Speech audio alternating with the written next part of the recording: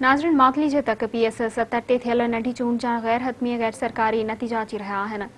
उन हवाले सां तफ़सील ॿुधाइण लाइ असां सां टेलीफोन लाइन ते मौजूदु आहे मातली खां वसीम नतकाणी। जी वसीम, छा तफ़सील आहिनि? जी बिल्कुल, PS 70 ते नंढी थींदड़ चूंड जी गैर हतमी गैर सरकारी जे नतीजनि मां हिन वक़्त जे वोटिंग जा नतीजा PP जे ॾाढा मोहम्मद हाले पोटो 42,736 वोट खया आहिनि।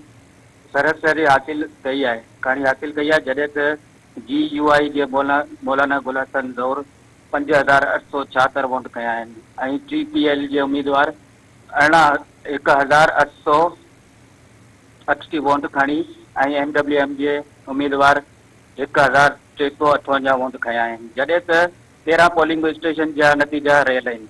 हिन वक़्त ताईं आयल नतीजनि जे मुताबिक़ PP उम्मीदवार दादा मोहम्मद हाले पोटो खे सरसर हासिल आहे। जी वसीम, तफ़सीली ख़बरनि खां आगाह करण लाइ मुंहिंजी महिरबानी।